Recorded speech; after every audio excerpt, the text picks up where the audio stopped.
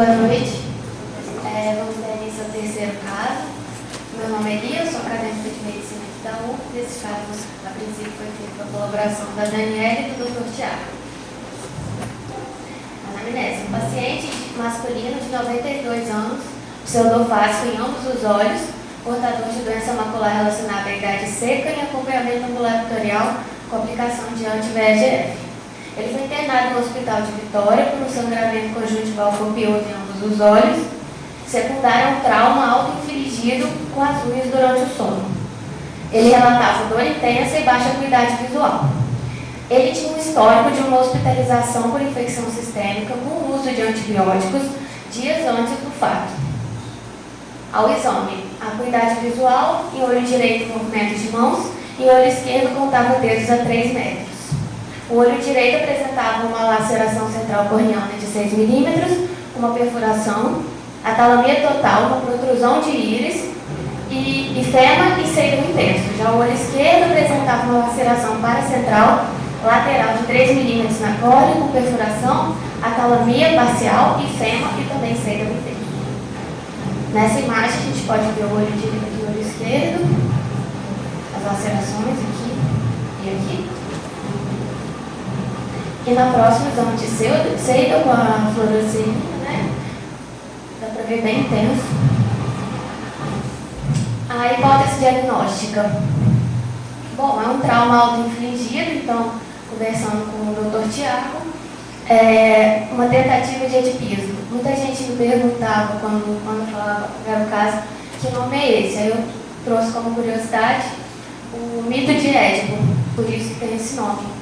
Que era um rei de Tebas que mata o pai, casa com a mãe, e quando descobre isso foi sem saber, quando ele descobre isso, ele perfura os olhos, em alguns mitos, em outros ele arranca os próprios olhos. Então, o nome disso vem do mito de Édipo, que arrancou os próprios olhos. A conduta. No dia seguinte ao fato, ao trauma, foi realizada uma cirurgia de urgência. Sutura de córnea, reconstrução das câmaras anteriores, uma correção de sinéquia anterior e a preparação para o transplante de córnea em olho esquerdo. Aqui foi no dia seguinte, a correção, dá para ver as suturas aqui e aqui. O paciente evoluiu bem, com uma hemorragia subconjuntival, dava para ver a córnea com sutura, sem Seidel e a câmara anterior estava formada. 7 dias após o procedimento, foi evidenciado por ultrassom uma hemorragia vítrea e um descolamento progressivo da retina e região nasal de olho esquerdo. 33 dias após esse procedimento, foi realizada uma cirurgia combinada. Foi feito um transplante de córnea com ceratoprótese transoperatória e vitrectomia via pars plano de olho esquerdo. Essa imagem após esse outro procedimento. E 41 dias após a cirurgia, o paciente apresentava uma mobilidade visual em melhora progressiva. A conclusão. Bom, pesquisando um pouco sobre esse tipo de trauma, as causas de trauma ocular autoinduzido se relacionam normalmente com distúrbios psiquiátricos, em contexto de alucinação ou então ao uso de drogas e álcool, além de causas orgânicas, como infecções. Mais comumente vão afetar pacientes do sexo masculino, jovens à meia-idade. Os desfechos desse tipo de trauma vão variar de acordo com a gravidade do caso.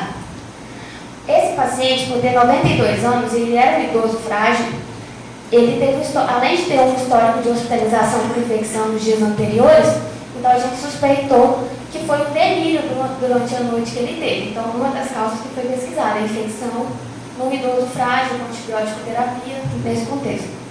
Devido à extensão desse trauma, foi necessário um transplante óptico corneano por vitrectomia via pars plana com ceratoprótese transoperatória. As referências. E agora podemos abrir a discussão.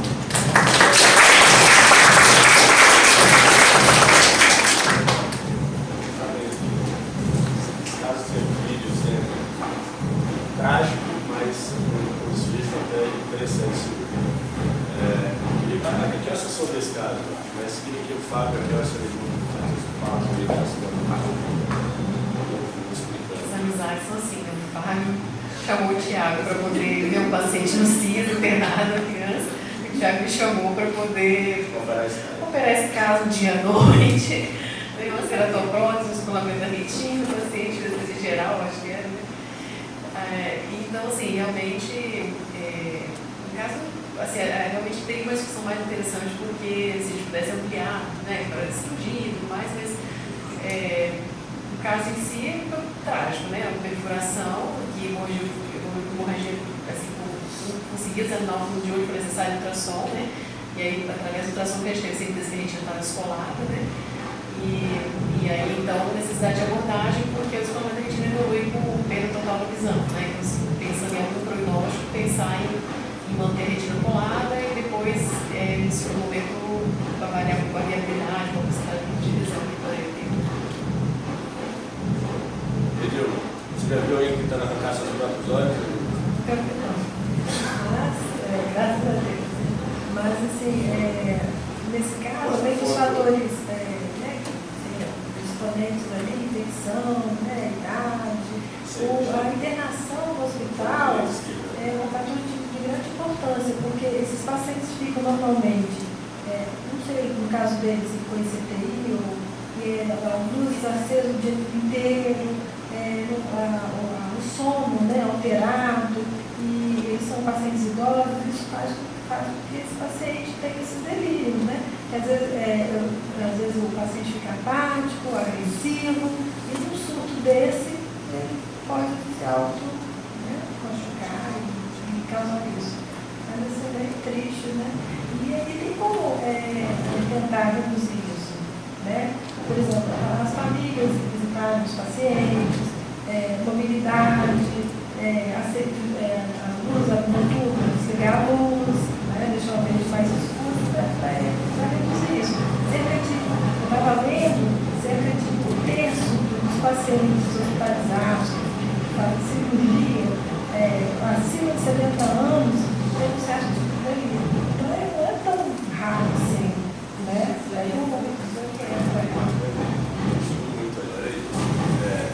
Léo, você já, no caso parecido, você precisou fazer cirurgia com ceratoprótese? Não. Essa foi a minha primeira. Dificuldade enorme em ceratoprótese não tem. Você tem que furar os olhos aí para cirurgia com transplante, então são ferrados. Não tem a prótese.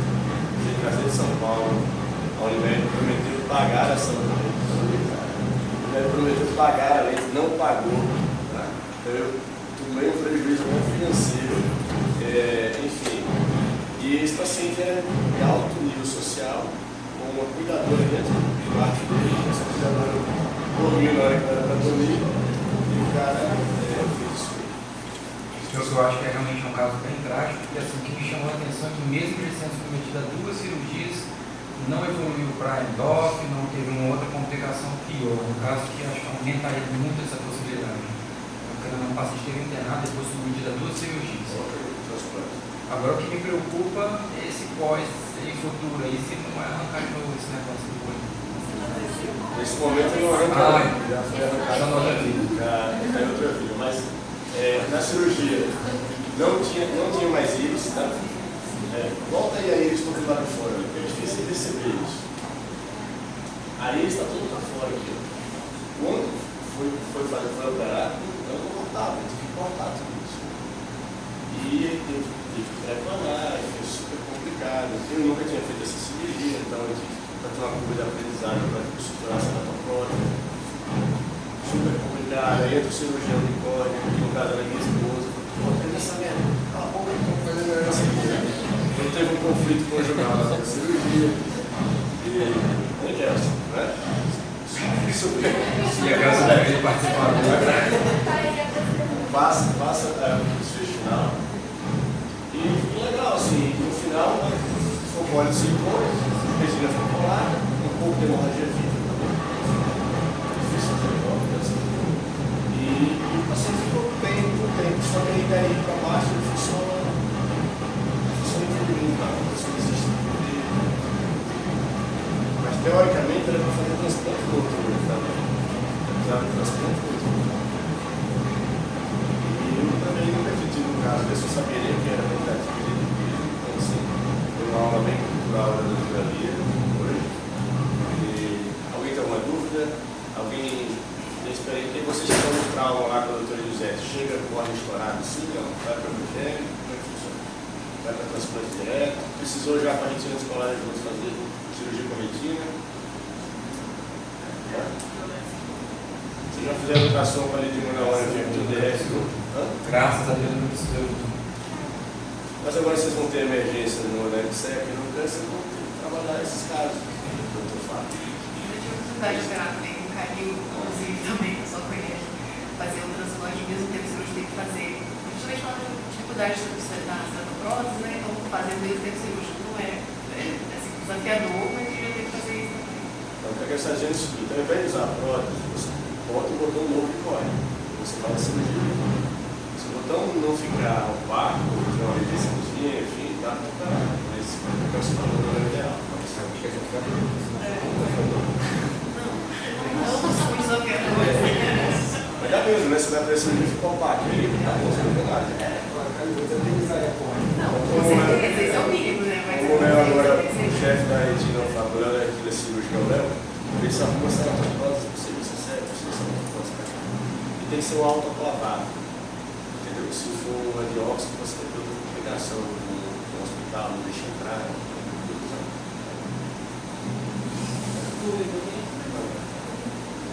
A minha dúvida é assim, como que funciona essa ceratoprótese? Depois tira, fica quanto tempo? Só para cirurgia, depois... Vamos lá, São Bernardo, volta aí. Olha, está aqui, coloca o tom ali, nos 200 pontos, que a gente deu ali antes, você viu. Aí você vai preparando, aí você tira, você fica com a eles na sua frente. Né? Às vezes você tem que colocar dentro de eles não nada mais. Aí você bota a prótese em cima, dá uma sutura e você faz sua retina. Acabou a retina, botou ainda não, mas acabou sua retina, a retina está colada lá, você tira a prótese e bota a corda. Aí você faz a troca com a corda. A troca com a corda. Porque se você vai lá botar o cinto, vai sair tudo, gás, vai sair tudo. Se no final da cirurgia você bota a corda, você faz a troca. Quando deixa gás. Não, boa. A nova já. Porque são desafiadores, então com a gente você vai ter que fazer a troca. Isso, mas você faz a cirurgia toda. Toda. É melhor, né?